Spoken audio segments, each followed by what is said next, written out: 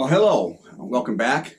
So I've been off the Coca-Cola for 1 full week, and so far this week I've lost 4.2 pounds. 4.2 pounds. So I made it to 210 exactly.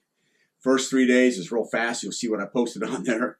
And the last 4 days it's struggling a little bit more, and that's kind of the norm. I'm not fasting or doing any fad diets, so it takes a little more time. Sometimes people will kickstart. I've done it in the past, like with a fast, and you'll lose 5 to 10 pounds, and then it goes slow. But I'm not doing any type of fads. Basically, cutting out the Coca-Cola and cutting out some of the junk food here and there. That's easy for me to get to, or that tempts me. So just trying to eat healthy, like my wife cooks, and increase my workouts because since I've lived here in Missouri, I've gone up and down. I don't have my dojo, and I don't have students to train, so I'm trying to increase that. Had a great workout. It's Saturday morning, and I got up at 6:30 to get my workout in. And I should have filmed it. It was not bag work. I was just drilling leg day. So I was doing knees, then front kicks, then front kick, front leg, back leg. Then I'd go front kick, roundhouse, knee, front kick, and did that. And I did that for 32 minutes. So it was a good workout, and that's where I'm at so far. So I wanted to update, and also what I want to get into then is the 6 types of fitness. So I want to discuss that real quick because in today's world, if you get on YouTube, there's tons of different models for fitness. Many of them are good, some are bad, but a lot of them are faddish, or they're in and out, or they have the secret. And really the secret is controlling the appetite and exercising. So no matter what the fad is, there are certain foods that help you perform better and help you, yes, digest better and help you burn calories faster. But all in all, if you do watch your calories, it is calories in and calories out. It just is, unless there's some sort of medical condition. And you exercise, you will lose weight. And I think it's better than fads. I have done in the past, I've tried fad diets just to see what they're like. And they do work, but usually I have found that there is, unless you're extremely disciplined or you have lots of accountability, that there's a point where you finally get tired of them, your body starts craving these other items that you used to have, and then you bounce back. So just eating healthier, and I'm not even really counting my calorie intake, and not drinking soda, and not going crazy over the junk food. I did have a little piece of candy this week, and that was it. So one of the guys in my office has a candy jar, and I had 3 little Hershey things like this. So now I'm going to talk about the 6 types of exercise for overall health. And how you prioritize these are really dependent upon your goals. Now, someone may just say, well, what do you know about exercise? That can be true. Just because I've studied karate and I've been an instructor doesn't mean I know it all. It is amazing when I've had and operated dojos how many students think you just have all this wisdom. And I would like to say it happened during the Karate Kid, but really goes before that. I mean, I was a student when in the 70s and 80s, before the Karate Kid came out, and we all looked at our sensei as this wise man who had all this information and knowledge. Some do, some don't, and so you got to be careful. Some are going to admit that to you. Hey, I'm a karate instructor. I have a lot of knowledge and wisdom there, and maybe some tertiary ideas because that what you train and do bleeds out into your life. But I'm not all wise, and then there are some who will take advantage, and I've ran into some of those people as well. So just be careful. But I was in charge of the fitness program for about 2.5 years at Edwards Air Force Base, and I got sent to a couple of different what they call fitness, at the time they call ergonomics. That was the Air Force's big thing, management school. One was 3 days, the other one was 5 days. And there we went through fitness type classes. The Air Force at the time was really into this, testing fitness out by the stationary bicycle that had the poundage, raising your heart rate and getting a good base heart rate while you're exercising. That's how they tested it. I had problems with that at the beginning, but I liked fitness, so I went ahead and volunteered to be the fitness monitor for the squadron, get sent to those schools, and get that information.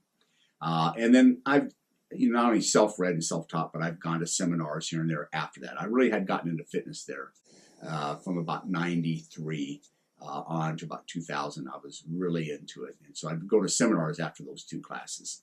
So, and then also I've trained with a lot of good people who trained and many ideas from listening to bodybuilders, weightlifters, runners, cyclists, and other martial artists.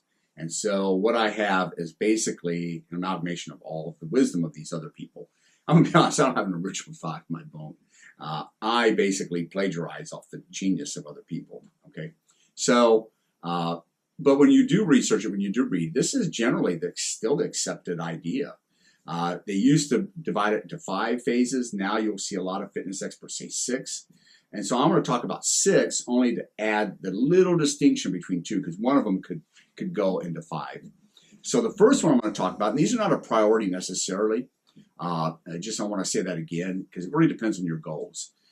And so your goals are really the deciding factor. But the first one I'm going to decide because it's the most popular, and that's aerobic fitness. So aerobic fitness, think of, for example, running, cycling, long distances, 20 minutes or more, trying to get that heart rate up to probably, depending on your age, but above 120, 125, 130, and then sustaining it for a long time, depending on what your goals are. You may want to keep it at 125, 130.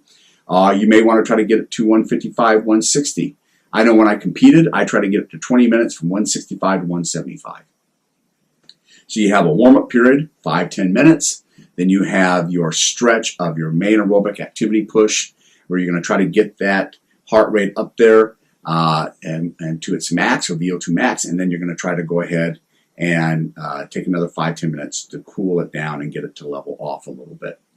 So that is aerobic activity. And basically, a good working definition for aerobic fitness or aerobic activity is getting the heart and getting the body to work at a high level, a level where you're pushing it, but to where you're not losing oxygen. That's why it's aerobic fitness. You are still able to maintain an oxygen intake to keep that body working for a good 20 to 30 minutes, and maybe more. That's why marathon runners can go for a couple hours, no problem, right? They run their 20 plus miles and they run it and they can keep going because they're never losing oxygen. Even when that heart rate's getting up, they're never losing oxygen.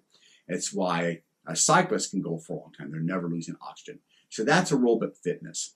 And depending on your goals and depending on what you're trying to get, really kind of depends on how high you're wanting to get that heart rate. On another video, I'll explain how to get a target heart rate, but that won't be for this one. So secondly is anaerobic activity. Anaerobic is just that. You have the A, which is the negative of the word. So A means without or none or no. I minored in Greek in college. That was my minor. And the aerobic and the A are both Greek. So the A is saying you want to go to where you can't get oxygen. And that's also, more often now, they'll call it like interval training, right? Where you're all out burst until you can't breathe no more, rest, recover, then all out burst again. So that is an example of anaerobic activity. You'll get this a lot with some people who want to do bag work for a burst out period, or they'll want to do like tiger drills, what we used to call them in high school, where you're running, 15 yards, run back, stop, run 30 yards, run back, stop. That type of interval training where you all out burst, go as hard as you can, and then stop. And then what you want to do is decrease your rest period. So for example, what I'll often do on the bag is I'll go, whether I do 2 minutes or 3 minutes, and then I'll start with a 1 minute break, and then I'll try to start slowly decreasing that through my workout to where I'm at 20 seconds. And usually I'm done. At that time, as slow as I go, I've done probably 30 minutes of total exercise. That's not counting the rest periods in between. So that's what you want to do. And that's really great. Makes your lungs strong, as well as it really gets that heart rate to really exert itself so you have a better resting heart rate. Both aerobic and anaerobic will help your heart rate. You'll hear people argue which one's best. I think both are very good and both are really good for overall fitness, especially if you want to compete in anything, martial arts, boxing, cycling, almost any physical activity you want to, running, they're both very good. And for your health, they both can be very good. So those are the first two, aerobic and anaerobic. The next is going to be muscular endurance that I'm going to discuss. Muscular endurance, think of calisthenics. Something that's a really good muscular endurance, push-ups, right? Sit-ups or crunches, leg lifts, scissor kicks. Things like that are really good for muscular endurance. And what you're trying to do is get the muscle to repeat its behavior multiple times over until exhaustion. So that's what you're doing with the muscular endurance. If you're bench pressing, think of it this way. You're lifting low weight, but high reps, right? You're trying to get it to where that arm is going to where it doesn't go no more. So when I was in Abilene, I had my friends to weight train with, and we push each other. We all had different goals. Myself, Rodney, and Cody were really the main three ones. Sometimes Leo would join us. Leo was super strong. But we all had different goals. And my goal was a lot of muscular endurance. So I would bench press, for example, lower weight, whether I was doing with dumbbells or barbell. So, and then I would go low weight and see how many reps I could do.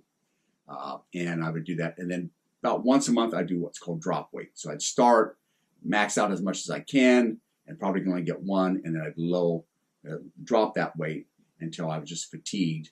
And I might be at 60 pounds and finally I can't go no more. Just did 60 pounds, 50 reps. And so muscular endurance is like that. Push-ups. How many push-ups can I do until my arms just don't move anymore? And you can train for that by doing multiple push-ups. So the best way to get better at push-ups is to do push-ups. You know, you do 50 push-ups, rest for 2 minutes, do 50 more, rest for 2 minutes, 50 more, and then once a week test it. How many can you do? The best I ever got at was at 2 minutes, I could do 119 good push-ups at one time. So that's the best I ever got to.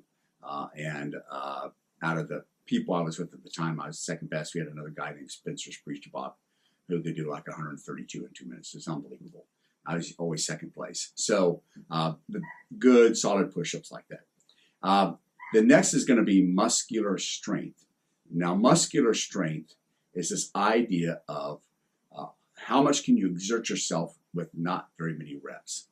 Now, remember, I'm splitting this up because people used to have muscular power and muscular strength together. I'll talk about muscular power in just a minute. So muscular strength, think of this.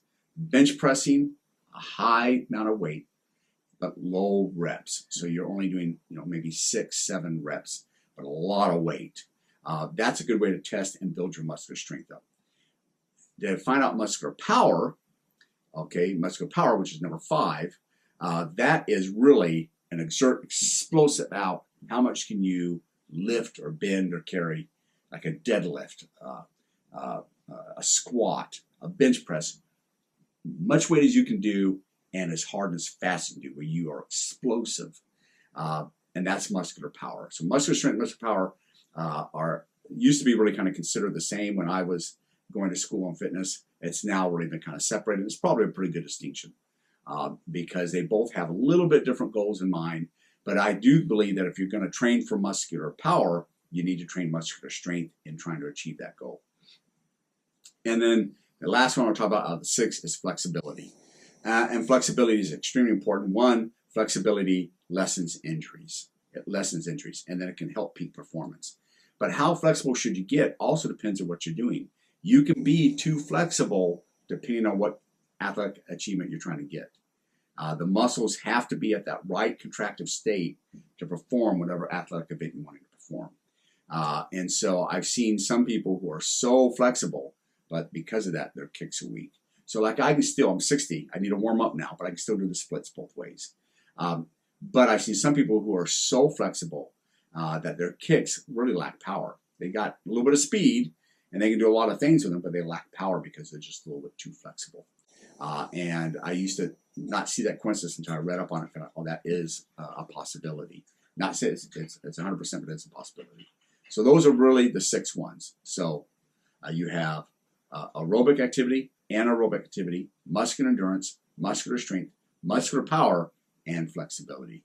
I'll be soon doing a video discussing targeted heart rate, and then I'll be doing another video talking about more fighting methods and techniques and strategies. Thank you so much, and have an outstanding day. Us.